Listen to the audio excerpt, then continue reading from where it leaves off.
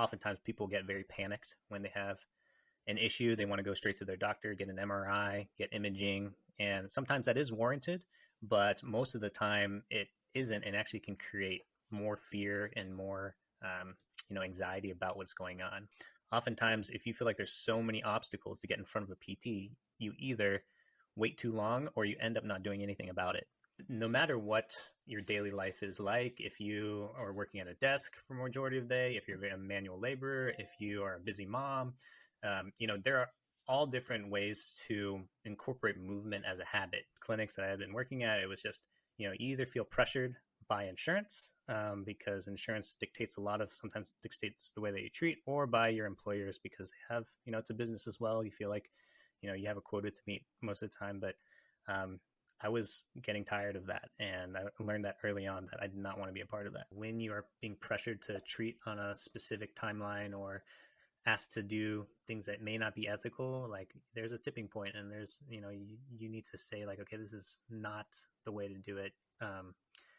And be okay with either stepping away or searching for a spot that allows you to work in the way that you want. If you feel like you've invested so much time into your education, into your learning, and then you're like, well, I might as well continue doing this, but you're unhappy, that's a recipe for disaster. This is the Sphere of Influence podcast, and I'm your host, Moni. I want to start this episode actually with gratitude for everybody that is tuning in and listening to this episode. Thank you so much for your support. It really means a lot to me. As some of you might know, and for those of you that don't, here we discuss entrepreneur journeys, how we as entrepreneurs are using social media for our businesses, and tips on how to become better entrepreneurs, because I really hope that helps you in your journey. So today, joining me, I have an extremely talented individual who I've had the pleasure of working with personally, and I'm so thankful that he joins me today. He's a doctor of physical therapy and market lead for Movement X. Please welcome Dr. John Huang.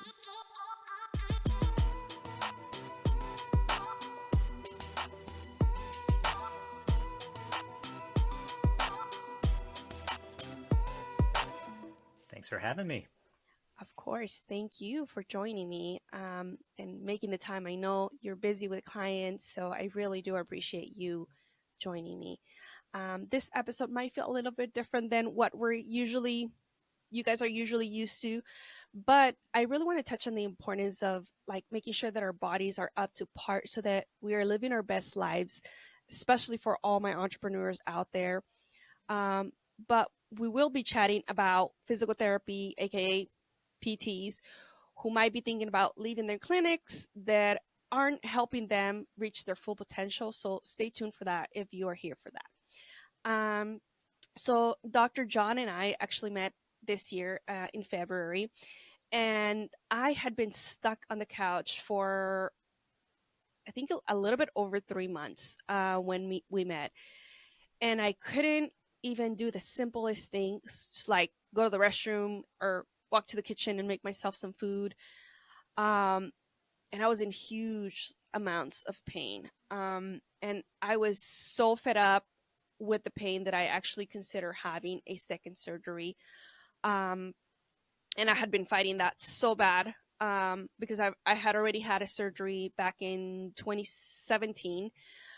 But I was just so bad. I couldn't do the simplest things, and it was just draining. So I contemplated having a second surgery. I went to meet with a specialist, and I didn't like what he said to me because I felt like it was inaccurate information. One of the major things that he said was having a back fusion wasn't going to change my mobility. So from what I have read thus far, like I knew that was incorrect. So my little angel, my friend, my ex-roommate from Vegas, her name is Victoria Fu. If you're listening, thank you so much. You really helped me out, and I'm so grateful for making this connection. But she connected me to Dr. Huang, and I'm not gonna lie, I have been through so many therapists since 2016, and out of all of those, only one actually did help me, and this was after my surgery. He did help me with my drop foot. It was like a complete like inability to move my left leg completely. So he did get it up to a from what it was to what it is now. It is a big difference. So he did help me with that. But I just hadn't had much luck with them. And but how I said, I was really, really desperate not to have a second surgery. And um, dealing with pain and being in a mental state where you're just like, I just want to try anything, you know, and thankfully I did. But before, you know, while dealing with all of this, you know, and I know for those of you that deal with chronic pain, you might understand this because I went to a dark place where I had never actually been. You know, I had struggles through my life, and I never got down to this dark place where I truly sorry, I truly didn't want to be in this earth anymore, you know, and it was hard. It was hard to be in that place. Feeling hopeless and feeling like you just can't deal with this pain. Is for anybody out there experiencing that, I want you to know that there is hope, that there is practitioners that are here to help you. And I want you to get that help that you need because I know what it's been like for me, at least, to be in that place. So hang in there. And I promise you there's somebody out there for you. So I'm sorry.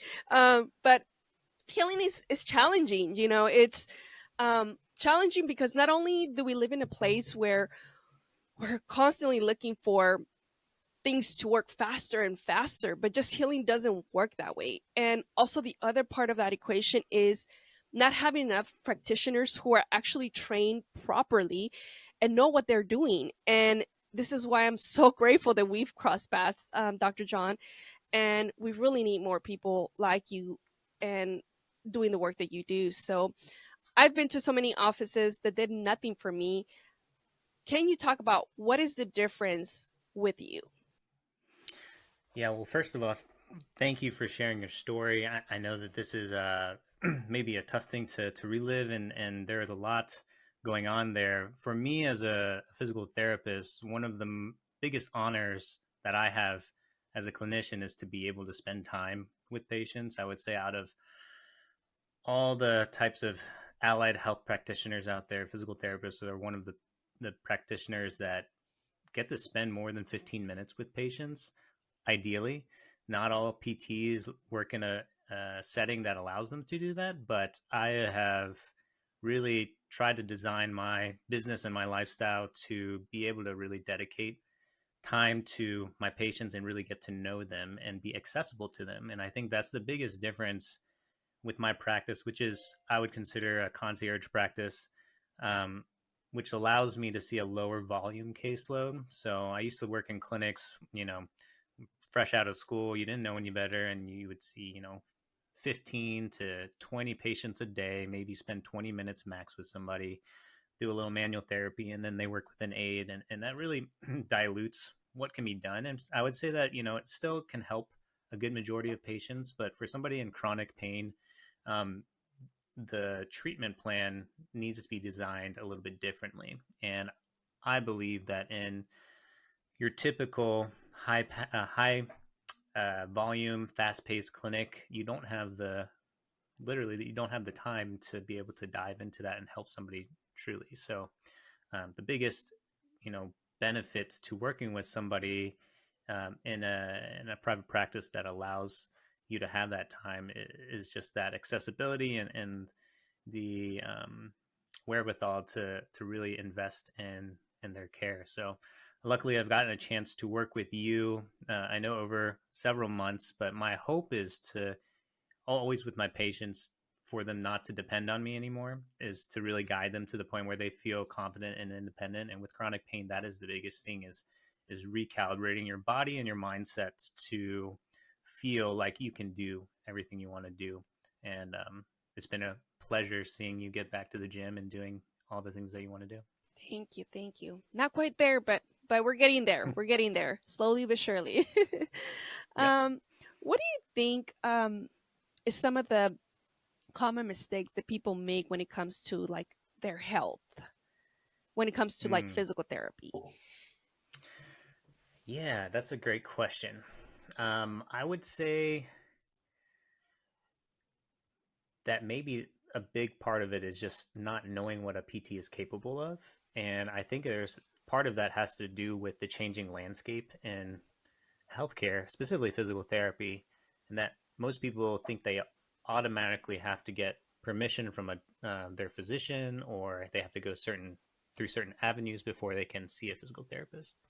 Yes. And the big change that's happened in the last few years is the idea of a direct access policy. So it varies state by state, but I would say a vast majority of states in the US now allow for you to have direct access to a PT. And so that means you can go see a PT without a MD referral. There are a few different stipulations depending on if you want to get reimbursed through insurance that may require people to get authorization. But for the most part, if you want to work with an out of network provider like myself, you can come directly to me.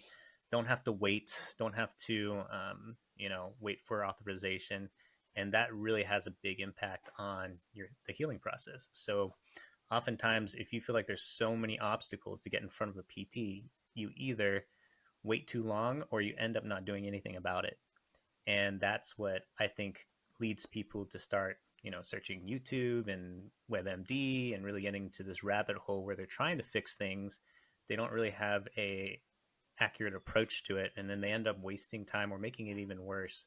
And I would say that if you know, or if you don't know what is going on and you really have any kind of doubt, I think it's always better to get a screen from a physical therapist. I offer free phone consultations so that if it is definitely something emergent that needs to be seen by a physician, then I'll refer out. And that's free of cost. I mean, that's really what you're trying to do is triage people when they have musculoskeletal injuries. Like, if there are any red flag symptoms, I want them to go see the appropriate person.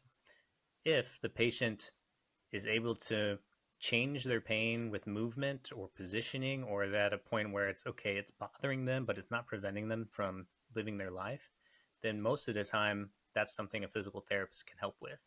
And as long as it's non-emergent, there's no radicular symptoms that are constant, or there's no fracture or trauma, anything like that, most of the times a PT can either get you to the right person or see you, as soon as possible.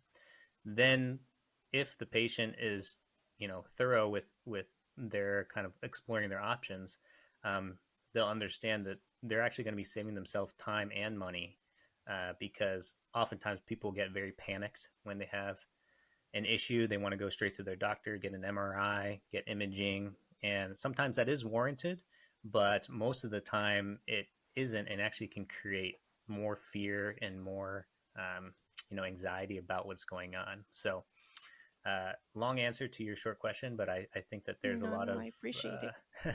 yeah, there's a lot of nuance into how people go about their own healing process, and I Yeah, think a lot of it has to do with timing. yeah. Sorry. And I think it's also education, right? Like we go based off of what doctors are telling us, right? And Mm-hmm. um sometimes I feel, well, at least in my experience, I feel that not every doctor has you in mind as a person, as an individual. They have their own agenda. Mm-hmm. And unfortunately, I feel like there's a lot of doctors like that, Mm-hmm. and sadly, I feel I've come across one doctor who saw me as a patient, and a big shout out to this doctor. He's in Orange, Doctor. Um, oh my gosh, I can't remember his name. Carlson, Doctor Carlson. Um, he actually saw me as a person, and Mm-hmm. I teared up, and I told him, I said, I'm so thankful to you for being honest and giving me the full picture of what does it mean for me to go and have a second surgery, and be honest. Mm, Like, you don't have to paint this pretty picture, because we need to know as individuals, like, what are we getting ourselves into. I think my first surgery, I just wanted to get back to work, and it was just like, okay, I just want it done, get back into work. And mm, I didn't see the whole picture. I was also in a lot, like, more pain than I was last November, right? But and that's another thing. It's like you're in so much pain, and then you're trusting the people that are supposed to be guiding you to be better, So I don't know. It's a hard balance to figure out who's telling you the right information. But if there's anything to take from that, is exhaust all your options before you have surgery. So yeah. yeah, I And agree. so, and I know there's yeah, yes. And I know there's a lot of variables depending on like what type of work somebody does, but how can people create healthy and sustainable like work and life habits? Mm, yeah. Um, to give some context before I answer that question is, uh, I think people again also have a preconceived picture of what physical therapy is and what we can do based on maybe previous experiences they have or what they've seen on TV or movies or whatever, and may have not had a really good experience from a PT to really base it off of. So maybe that's preventing them from seeing one. And the APTA, which is the American Physical Therapy Association, has defined us in healthcare as movement experts. And oh, hello, there's my dog.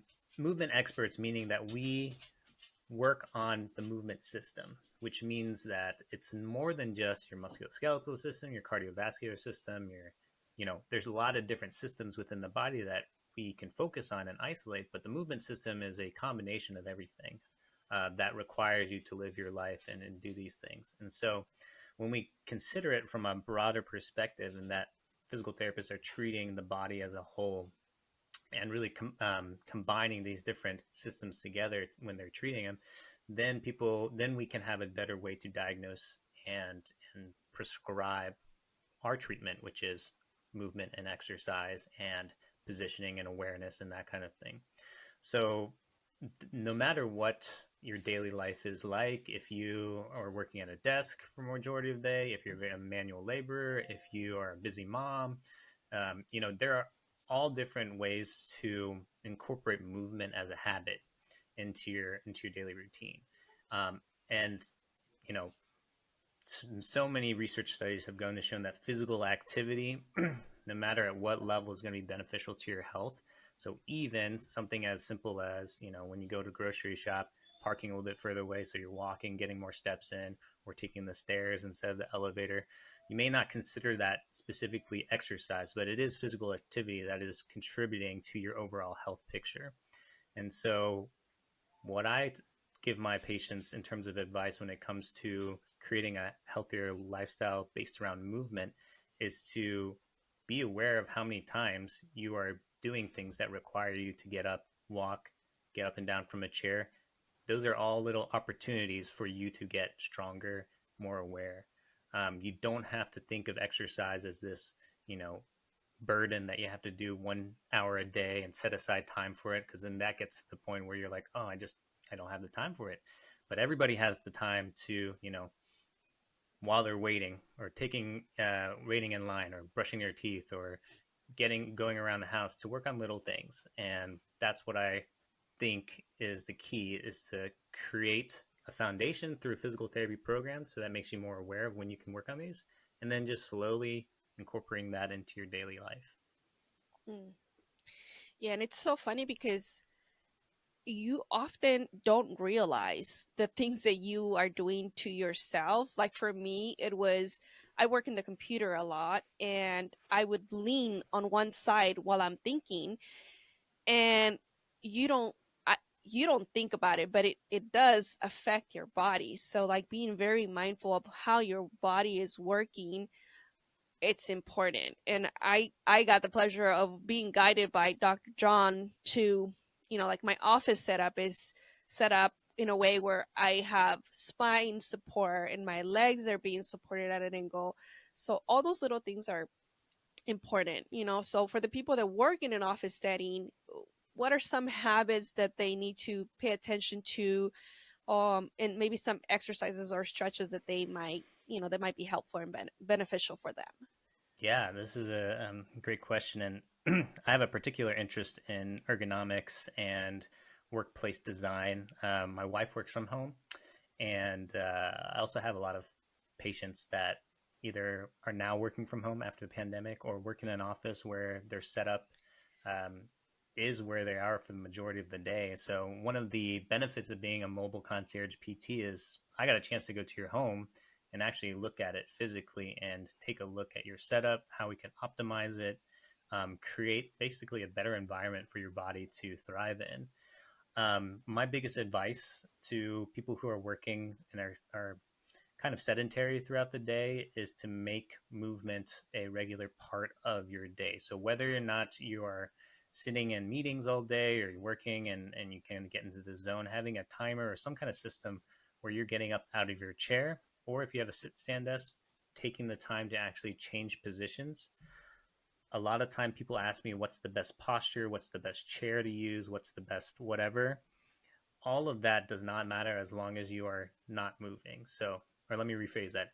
None of that matters unless you are moving, right?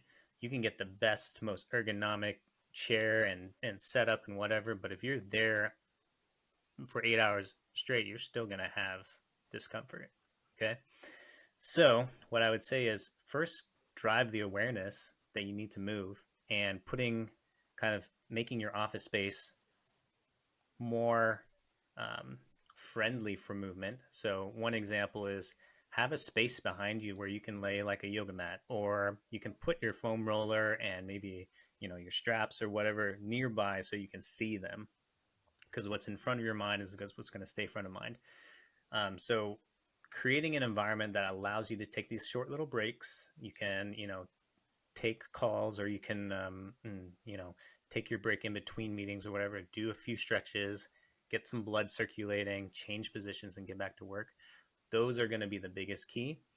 On top of that, making sure that you aren't putting yourself in a position where you are kind of asymmetrical, meaning that like if you have a screen that you look off to the side and you're always working on one side, or like you were just talking, you had this little like leaning position that you didn't even notice, this can have a big effect over time because most pain and most musculoskeletal pain happens from um, a combination of hypermobility, so too much movement in an area, and then also hypomobility in different areas up and below and above that hypermobility. So if you're leaning to one side, you're spending time stressing one side, you're creating maybe a hinge point in your spine, maybe more pressure on one side. That can lead eventually to some asymmetry, to what can present as pain or discomfort later on.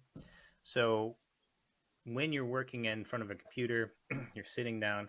Again, my biggest thing is, you need to create a habit of changing your environment and changing your movement pattern throughout the day. If you stand all day, like some people say, well, I got a sit stand desk and I stand all day.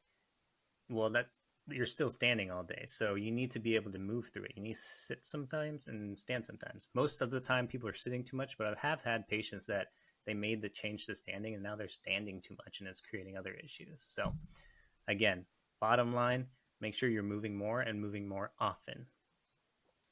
What would you say is the right balance, right? Because I think I was in the same spectrum of, okay, I'm gonna stand up now, and I even Mm-hmm. got like this stool that's ergonomic stool, and bought Yeah. into that part, and I thought like, oh, that was good for me. But I did spend a lot more time standing now, Mm-hmm. and so like, what is the right balance of like, okay, standing to sitting? Yeah. I think this is where getting a professional evaluation is important because everybody's body type is a little different. Everybody's movement preference and directional preferences are different. So for somebody who sits a lot, oftentimes, and it depends on your body type too. So if you're generally shorter. You sit on the edge of your chair when you're sitting in the chair. You're going to be more extended in your spine. You're going to be more stacked up. Maybe you have excessive lordosis in your lumbar spine, and that can create more pain with erect postures. Or you could be taller, or you spend more time slouched, or you have a little bit more flexion in your spine. That can cause issues too. So when you're standing, if you are standing with, more ideal or less ideal posture, maybe you're going into anterior tilt, you're locking out your legs, you can create a position that's not going to feel great for standing for very long. Same thing if you're sitting for too long. If you're hunched over, you're creating more flexion in your spine, then that can also drive symptoms as well. Why I say that you should be moving more often is because every time you do move, you give your nervous system something else to focus on, to change, to create more blood flow, to actually feed that system. So if you're standing for too long, I often say stand for, until you necessarily, if you have symptoms, like if they start to come on, then change. Like your body will tell you when you need to change. Oftentimes, at least once an hour, I'm trying to tell people, maybe twice an hour, to change positions. Maybe you stay sitting for a while and then you just go up and get a glass of water, go to the bathroom. That's enough movement to get your body changing, and then sit back down. So again, it depends. That's our favorite answer as physical therapists, Yeah. is that it really depends on the individual and, what you're doing. Yeah. What about those people that are mainly on their feet, like Mm-hmm. nurses, maybe, I don't know, whichever other profession that you're actually Yeah, standing most of the day? How do you balance that? that's a great question too. I actually currently am working with a couple nurse techs and nurses that, a lot of their activity is very active. They're leaning over lines, they're transferring patients, they're moving on their feet. I would say we work it on the opposite direction, right? So not only creating an environment where you're having proper support through your footwear, through how you actually, stand at a table or at the computer, being able to give yourself breaks to be be sitting. Like, I know I encourage people that are working in those environments to allow yourself to get into a bit more flexion, to give yourself a break where you're not erect all the time and you can actually sit down and give your body a little bit of time to reset. Um, and you can also incorporate that, even if you don't have time to sit down for 5 minutes. I know for a fact that if you're in a healthcare setting, there are break rooms, there are areas where you can lean on a countertop, do a couple stretches in between patients. You can do things to help support your body when you are being worked that way. The other thing is the making sure that your, other aspects of your health are being taken care of. You're well hydrated. You're actually getting, exercise on your off time. That kind of thing can all contribute to it.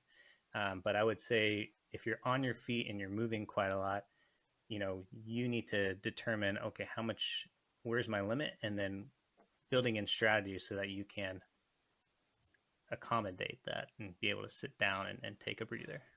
Yeah. And I think for me, what helps me is setting timers on my like watch, Mm-hmm. because we're so programmed to just go, go, go, go that we forget often to take care of ourselves. So when you're just beginning to start to take care of yourself, setting those reminders wherever you need them, so that it just keeps it on the back of your mind of like, okay, I need to do this, whether it's like a timer or a little sticky note, whatever is going to help you like have that reminder. And then you were talking about supplements. So, are there some supplements that you would recommend for people to have that will aid them in like recovery and just like overall Yeah. health? Yeah, that's a great question. I mean, again, this is not medical advice or anything like that. This, I would like everybody to know that if you're listening to this, these are supplements or things that I personally take because I believe in them, and they also help with I just know it, and there's a lot of research to support it. So two of the ones that I currently take, I take an electrolyte mix, mainly because it helps with hydration in the morning, getting your body moving, and essentially it's just a salt mixture that has other minerals in it that you can pour into your water. Sometimes they're flavored, sometimes it's not. There's specific companies that do a good job of that, and I like to get the ones that don't have any sugar in them. But getting that in your water in the morning can really help kind of jumpstart your day, and I oftentimes can make you less reliant on coffee because coffee is a diuretic and can dehydrate you too. So um, if you're moving, if you're especially in an active job, you want to make sure that your muscles and your body are well hydrated, and this is one way to do it. Um, Really easy to get them anywhere you go. So that's one. And then if you're an active individual that is always working out, or maybe you want to work on muscle recovery, I look at magnesium as a supplement to help with sleep and recovery, and specifically magnesium glycinate is the form that I would use, um, which can help with muscle recovery, can help with improving your deep sleep and that kind of thing, as well as creatine, which has been a really really helpful supplement in a lot of different arenas. Even if you're not a huge gym person, to help aid with uh, muscle growth, activation, and then just giving you more energy, because Mm, those are all things that we need depending no matter what you're doing throughout the day. So those are the three things that I personally take and would recommend. thank you for sharing that. Yeah, I think I went down the rabbit hole once about what supplements are better, how are they better to be taken, and from what I read, which take it with a grain of salt, you do your own research, but it was like no sugar added to it. So like all your gummies like are getting in the way of actually for your body to be able to absorb that the vitamins that are in it. And then also powder. Like it was like powder is the best, liquid is second best, but it loses efficiency as you know it stands in the shelf. So Mm-hmm. yeah, just things to note. So let's get into your like journey of how you became a PT. Was that always the plan, or like what drew you to becoming a PT? Yeah, it was not always the plan. In fact, I went to school in the mid 2000s and really was just kind of a go lucky, wait, was it? Yeah, happy go lucky kid that just listened really kind of to the advice of my parents. And as a young Asian American, was kind of coerced into going down the pre med route. And I had a lot of fun in college, but I wasn't really as committed to the route of becoming a doctor as some of my peers, mainly because even though I went through all the prerequisites and did all the shadowing and all of that stuff, I just really wasn't driven or wasn't drawn to the lifestyle of a physician. Because every time I would go shadow them, I would really notice like how much time they spent with people. All the hospital settings are, and even in private practice, really you don't have a chance to really connect and really create that relationship that I wanted. But I've always been interested in science and anatomy and movement specifically, and I didn't realize what physical therapy was until probably a year before I applied to PT school, because I kind of by accident got exposed to a physical therapist. I've never been an actual physical therapy patient, which I know is kind of ironic, but I was able to get connected with a PT through the research I was doing after I graduated undergrad. Wasn't really sure what I was doing. I was still kind of half-assing applying to med school and wasn't getting anywhere. So I ended up working as a technician in a research lab that happened to be working with patients that had Parkinson's disease. And so Mm, I was exposed to PTs that were movement disorders specialists. And little did I know that the school that I went to, Washington University in St. Louis, is very well known for their physical therapy program. So I just happened mm, to shadow this PT who ended up being one of my professors later on, and then was encouraged by um, my principal investigator at the time to apply. So I did, and I only applied to like three schools. Um, Really was just like, well, if I can't make it here, then I should look at somewhere else. But lo and behold, was able to make it on the first try. And to be honest, like when I joined the WashU PT program, I'd had no idea the reputation they had in the profession and the specific way they treated was different than most PT programs. So I was very fortunate and very lucky to have that experience. And going through PT school, the more and more that I worked with patients, that I worked with my professors, the more and more I fell in love with what I do. Um, so that's the education component, but that's only the beginning. After graduating PT school, had a lot of life changes. I moved across the country to California. I got engaged. I was searching for that first job and was lucky enough to go to a clinic where the owner was also a alumni from the school I went to, and Mm. so I was able to continue to further my clinical skills under her guidance and really talk the talk of what we call movement science or movement system impairments, which is the diagnosis uh, kind of philosophy that I use to diagnose and treat. And from there, I got my feet wet in an outpatient setting.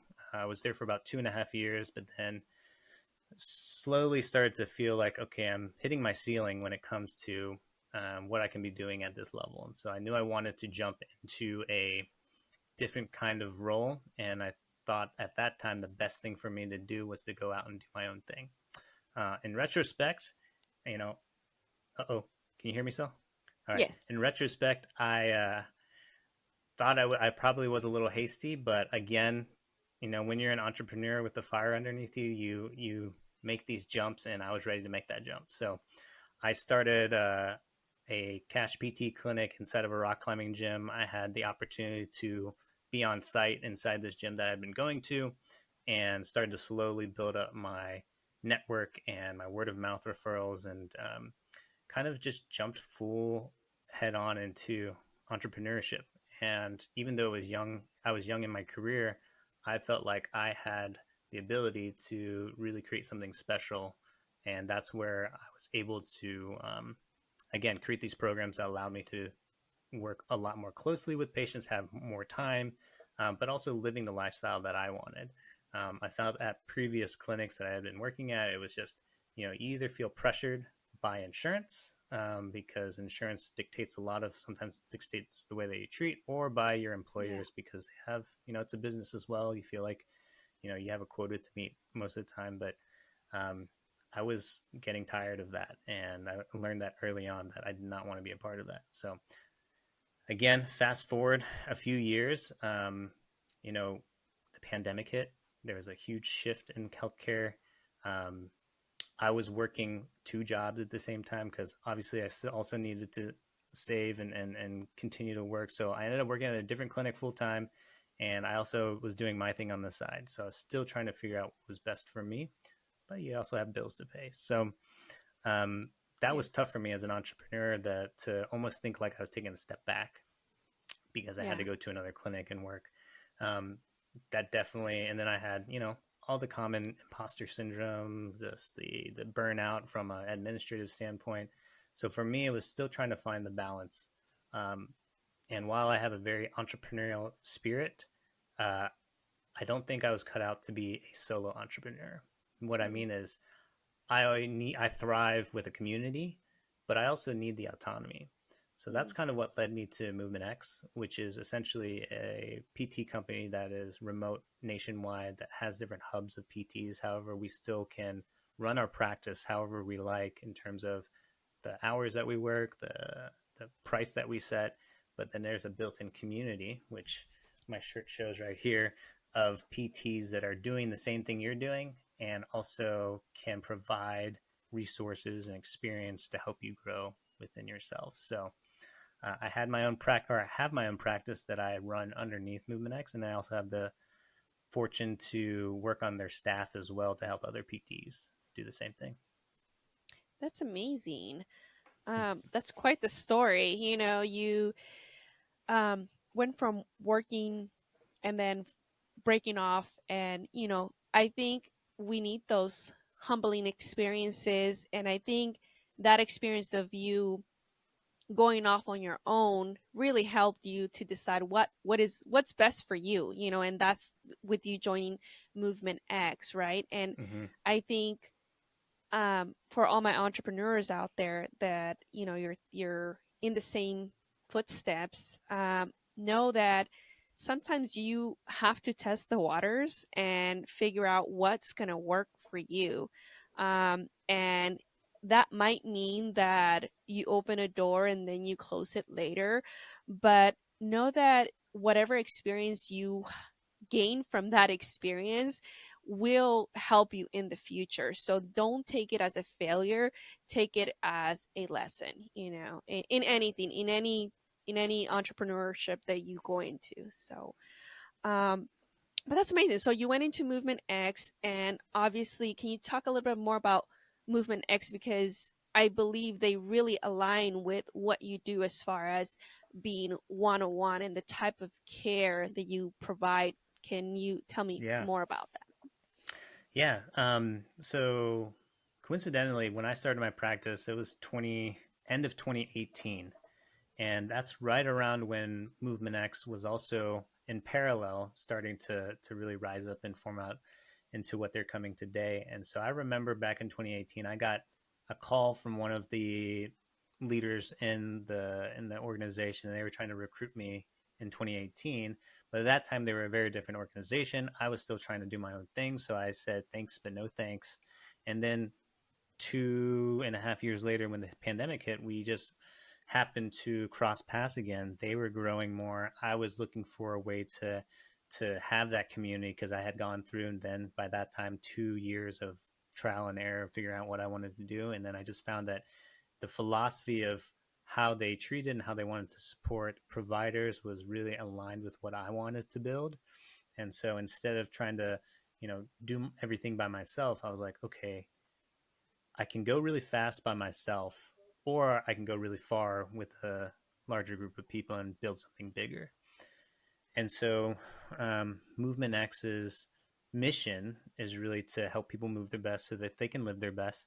But layered on top of that is to build a platform for providers, a network for providers, so that they can live their best lives, which will allow them to give better treatment to their patients. So, giving the autonomy to providers to set their own schedules, set their own rates, have ownership in their practice will, in fact, give them the ability to provide the best care possible. When they're limited by, you know, productivity standards in a clinic, or what insurance is reimbursing, or the hours that they're working, there's a limit to how much a PT can really take. And Yeah. I believe that Movement X frees you from that, allows you to operate in what's your ideal setting. And they're teaching you, they're not just giving you fish, right? They're teaching you to fish. Instead of just handing people leads, they're investing in people learning how to generate and build trust in their community and really build their own practice. So for me, that was just, music to my ears when they were like, okay, we want to just replicate this with PTs all across the country. And so now my job I've shifted a couple times within the company in terms of staff side. I was a recruiter for the first year or so. Then I shifted more focus to my local region of Orange County, California, where we've now grown from just me as being the only provider to now 5 full-time providers that see patients all over the county, and really just trying to grow the market and grow the brand here as well. We've established partnerships with different gyms and concierge medicine groups and things like that. And it's really about creating awareness that this type of setting and physical therapy practice is out there and available to people. So, Yeah, and I think for reference point, right? I don't think we've touched on, well, at least I've touched on it from like a patient perspective, and maybe we did touch on it a little bit, but like going to a regular physical therapy that insurances are sending you to mm-hmm. versus what you guys do, can you tell people the difference of like Sure. the night and day difference of what it means to be treated by you guys versus your normal insurance PT? Not to say Yeah. that you guys don't take insurance, but Yeah. because I know some of you guys do. So Sure. Um, Let me say this is that if your doctor prescribes you physical therapy, you have the choice to go to whichever physical therapist you want to. You don't have to go to the one that they recommend. They may they may have good experiences with specific doctors and recommend you go there. But if you are a patient and you have, a PPO, or you have Medicare, or you have, if you want to go out of network, you have the choice to go see whichever PT you want. That's the education component too, is being able to advocate for yourself. It is a little tricky if you have an HMO. Usually those you want to see like in network if you want to use your benefits. But again, PT is not created equal everywhere. Every clinic runs a little bit differently. Every clinic director runs a little bit differently. Every PT practices a little bit differently, right? So there is a trial period that I recommend people all kind of be aware of. And sometimes people don't have the luxury to search, but if you do, you can take discovery calls. You can go visit the clinic, see if it's a good fit. There's a few different things that I recommend you look for when you go there is, how much time are they going to be able to spend with you? Are you going to be seeing the same physical therapist each time? Or if you're not, you're going to be able to see like the same couple therapists so that you know that you're getting consistent experience. Um, do they have unlicensed aides there that are running PT? And again, just general vibe, I guess. Like you go in there, is it a place that makes you feel like you're in the 80s and, there's it's dusty everywhere and everybody's just, doing the thing? Or do you feel like you're getting cutting edge care? Because, it's 2023 now. There's, you can get really great care anywhere. Well, I won't say anywhere, but in majority of places in the country, if you do a little searching. Yeah. So I would say the biggest difference, again, we call ourselves out of network providers, which means that we don't directly contract with insurance, but that doesn't mean that we can't help you with getting reimbursed from your insurance. So the difference is you would still pay the physical therapist up front, their hourly rate. And then on the back end, if you want to go through your PPO, we would take a look at your out of network benefits, see what your deductible is, and then help you submit your invoices to get reimbursed from your insurance directly, and they would pay you out directly. How it works in an insurance-based clinic is they directly contract with insurances. They handle all the payment through the insurance. You pay a copay, or sometimes you don't have to pay a copay, and that's all you have to worry about. But then sometimes what happens is that you end up getting a surprise bill months later because the care doesn't match up with your insurance reimbursement, or there's some other stuff that goes awry, and so you can end up with still paying quite a bit more in an insurance-based clinic if they're not billing correctly, that kind of thing. So it's just a matter of when you pay, and also generally like what state you're in and what insurance that you have. I Yeah. give this kind of comparison all the time of if you go in network versus out of network. If you look at after 8 weeks of treatment, you're probably going to be seeing the out of network provider less frequently, but for more time, versus an in network patient or clinic. You'll probably see a PT more frequently throughout the week, maybe 2 or 3 times a week, but you're maybe only seeing them for 15 to 30 minutes. And then in the end, based on copays, bills, and discounts and whatever, you end up paying more on the insurance side versus an out of network side, and you may be getting better faster with the out of network provider. So from a financial standpoint, those are the differences. Yeah. Did I answer your question? Go ahead. I'm sorry. No, I was Yeah. just, Yeah. No. did No. I Yeah. answer your question enough? Okay. And yeah. And to add to that, also, like, don't be afraid to advocate for yourself. Really question things. Because I feel like most of us we just follow whatever they tell you because we hope that people are sending us to the places that we need to go, but sometimes that isn't the case. So you need to be your own advocate and like really look at what is this person doing for me, because I went through so many physical therapists, I'm sorry, and I went in and they did their whole little 15 minutes. I believe out of all the therapists I've seen since 2016, um, not counting Dr. John, and not counting the one that actually did see me and help me. One actually did like a full assessment of me, and it's insane when I think about it. when I think back on it, is it's insane. How are you telling me what I need to get better at based on something you read, instead of you actually physically touching me and figuring out what is my body needing, And I think you and I had, Dr. John and I had a point where you had me on a dead bug type of position, which is like you're on your back, my legs are up, my arms are up, and he pushed my right arm. Well, he pushed my left arm first, and he's like, "Okay, just resist it." And then he touched my right one, and it was like I had no control over my right arm. He's like, "Oh yeah, your obliques are bad," and I'm like mind blown because nobody had ever done that with me in the however many years that I had been injured.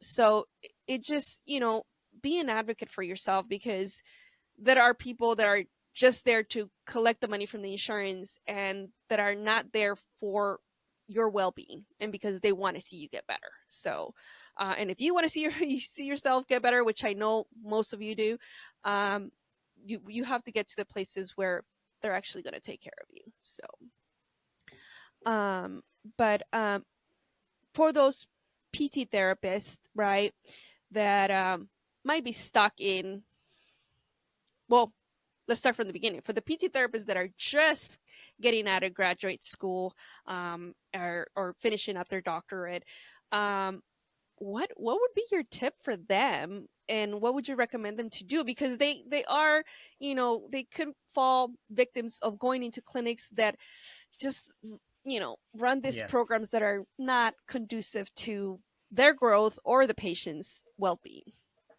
Yeah, this is a great question, and unfortunately, what I would say the pattern is that physical therapy programs, DPT programs, are getting more and more expensive. Tuition is getting more and more expensive. Reimbursement from insurance is getting lower and lower, and entry level physical therapy positions are also getting lower too, because they're trying to maximize their profit by having people see multiple patients per hour. And obviously, a new grad is going to be cheaper to hire than keeping a senior PT. And there's a lot of factors in play. And I feel bad for PTs that are coming out of school and really feel stuck because they have such a high amount of loans. They have to get working right away. They just bite the bullet and go for it. I would say my biggest advice is to understand that you don't have to just be a PT, or you don't have to be a inpatient care to have value as a PT. There are a lot of different alternative ways and jobs, and I hate to say it, side hustles, because it indicates that you can't make a good living just being a PT. But I would say that the more diverse your income you can have, the better.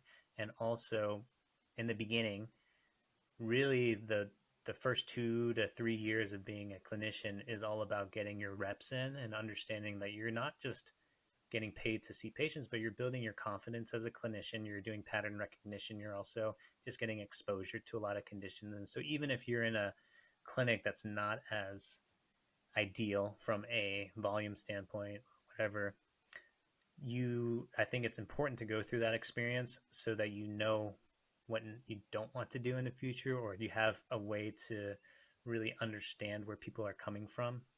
I know a few people that went straight into private practice out of school. Not that that's a bad thing either, but I also think that it boons you to, or it behooves you to try out what a traditional setting would look like. And again, this is only me speaking about outpatient orthopedics. There are a bunch of other settings that you can work in, acute care in the hospital. You can work in a school setting. You can work in, acute long-term care, SNFs, those types of things. And people, and home health, like people can do really well in those settings too, travel PT, whatever. But I'm talking to my own experience, and what I think a majority of PTs are doing out of school is typically outpatient orthopedics. So to those that are thinking of going that route, continuing down that route, again, just like on the patient side, advocate for yourself.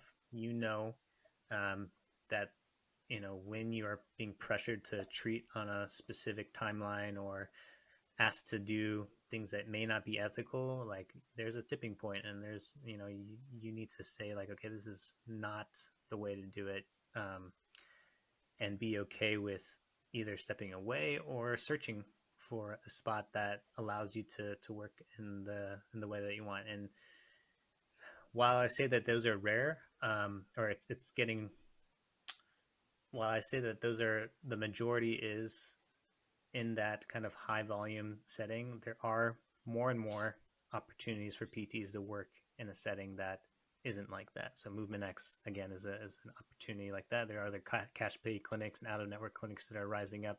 There are even good in network um, clinics that are doing a better job at creating a better work life balance for PTs. So I could go on and on about this. If if there is a PT that's working, that's asking or wondering about this, happy to connect offline and chat about it too. Yeah. And so for those PTs that are maybe currently in a not so ideal clinic setting, what are the three tips that you would give to them to break free from there? Um, I would say find a mentor, somebody that is doing what you want to do, and build that relationship and have that um, have that person as your sounding board, as the person that you can, if you're presented with tough situations, that you can talk through it with them, because that's, you need to know that there's other people that have gone through it and that are there to support. So I would say first, get a mentor.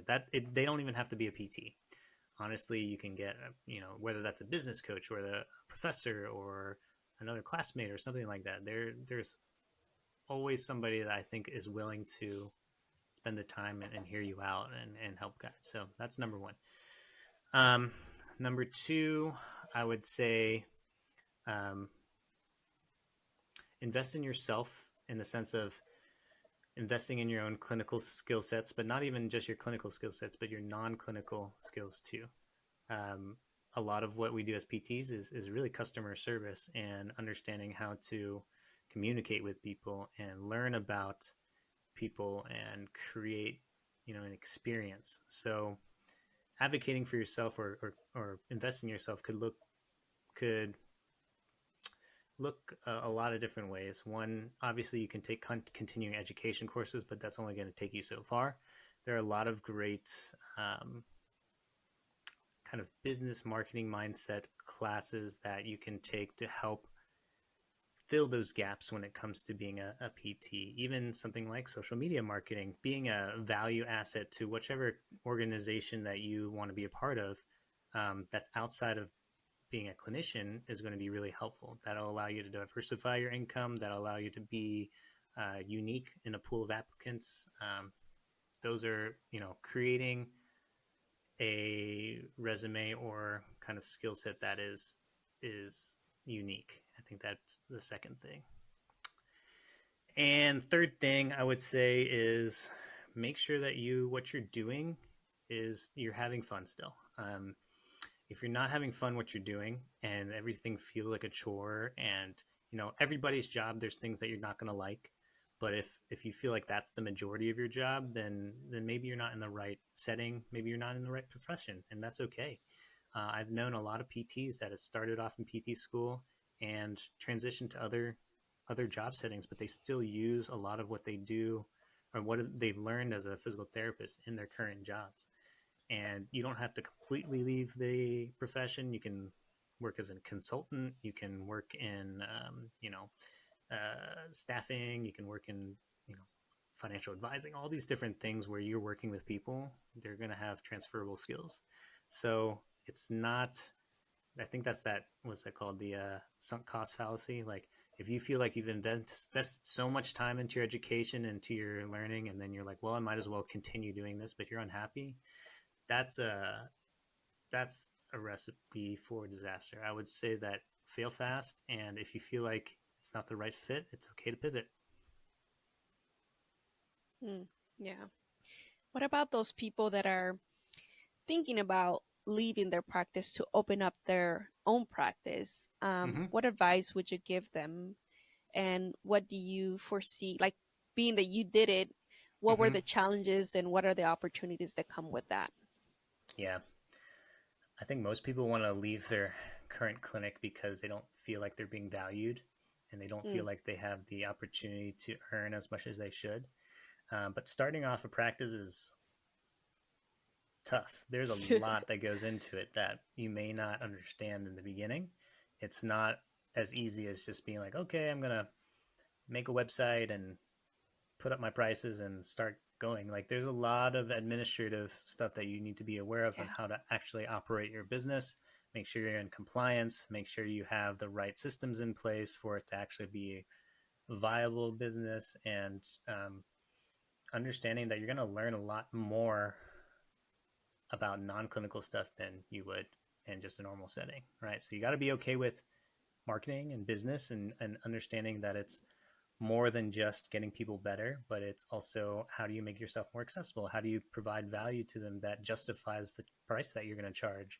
Like all of these little things that you can either learn on the way, or you can align yourself with a company like MoveNX that has done that work and actually can help prime you to do that. So again, finding that mentor coach is really, really, really helpful. But also making sure that, you are in a not only financial but emotional and mental state that can deal with fluctuations too, ups and Yeah. downs.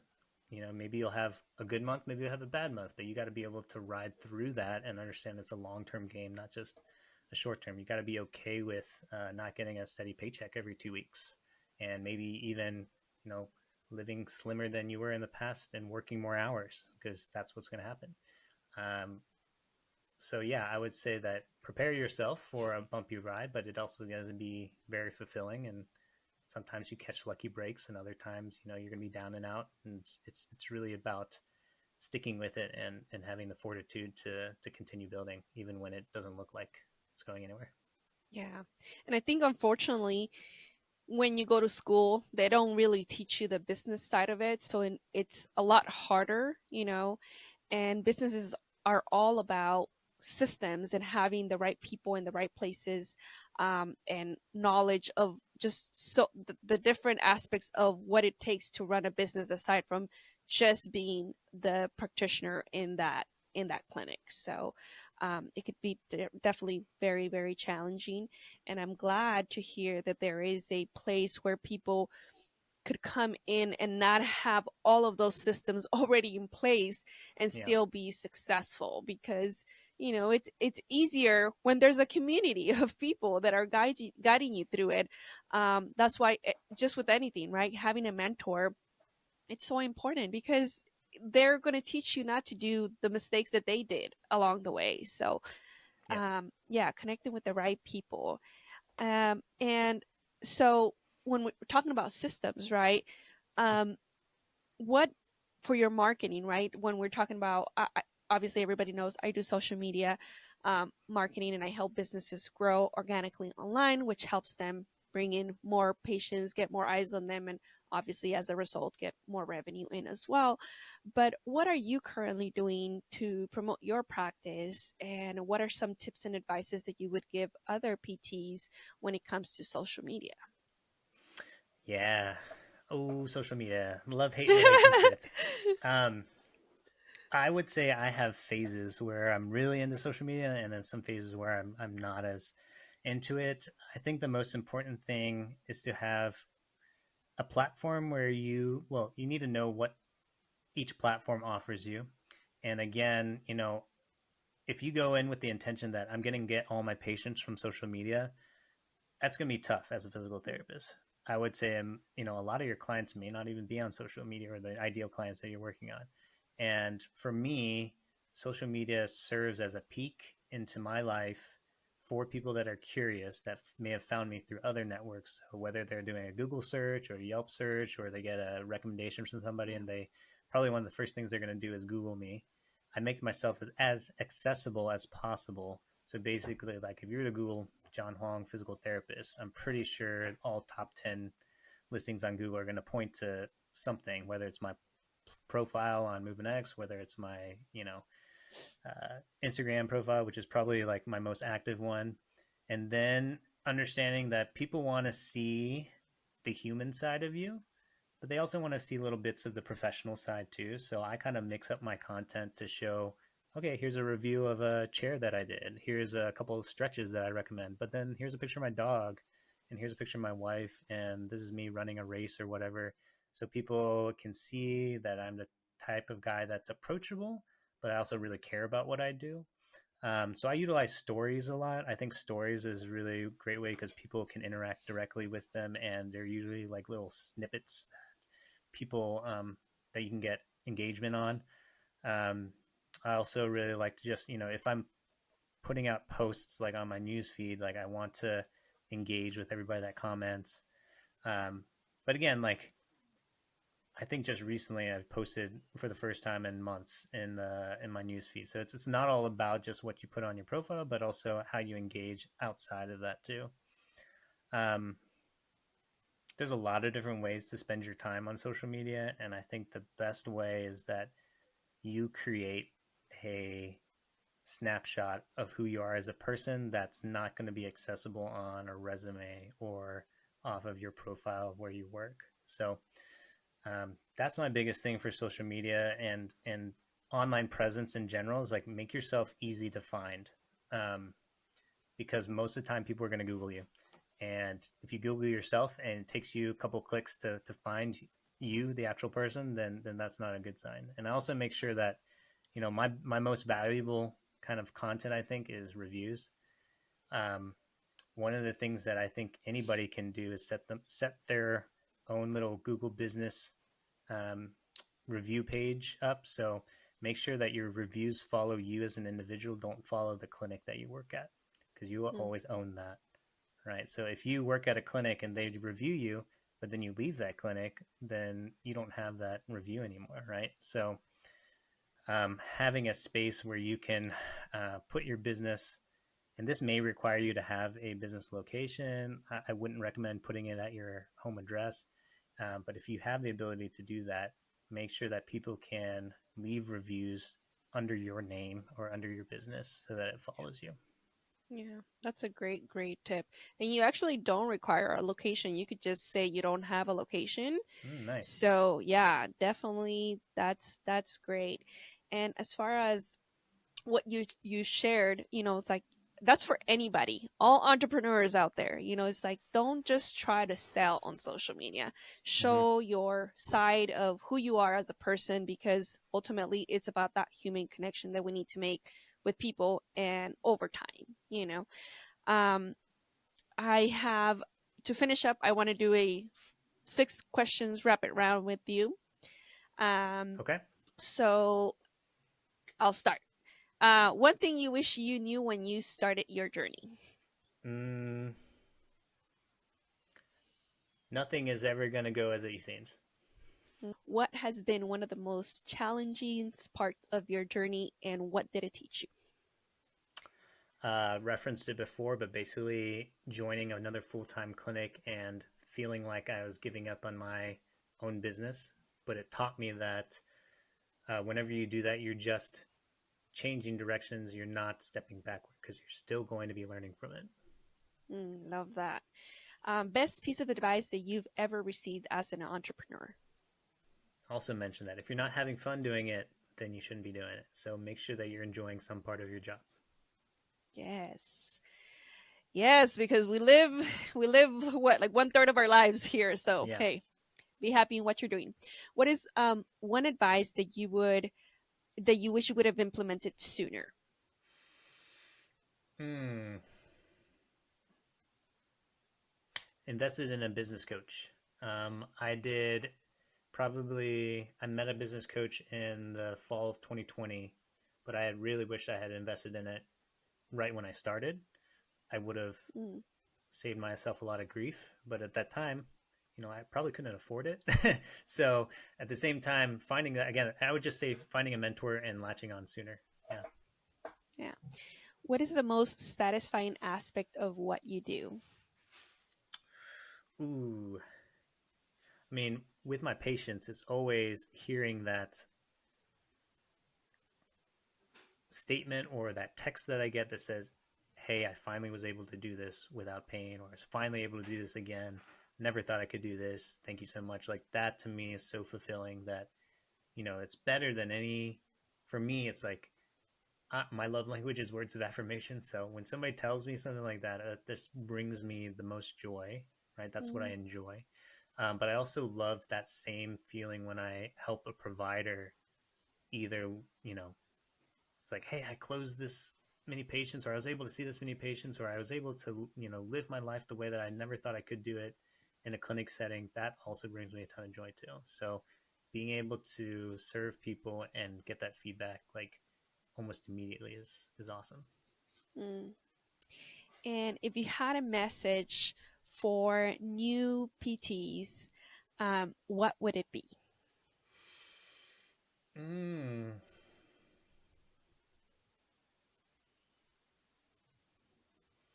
know your worth. You are Mm, not just somebody who signs off on notes. You have value in many different ways, even if you don't realize it. And be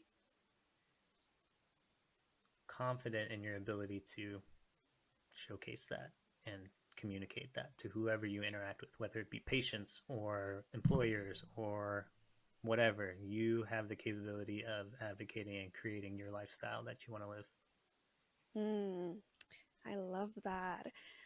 Our health is one of the most important things in life. Without it, we can't do much, So take care of yourself, love yourself.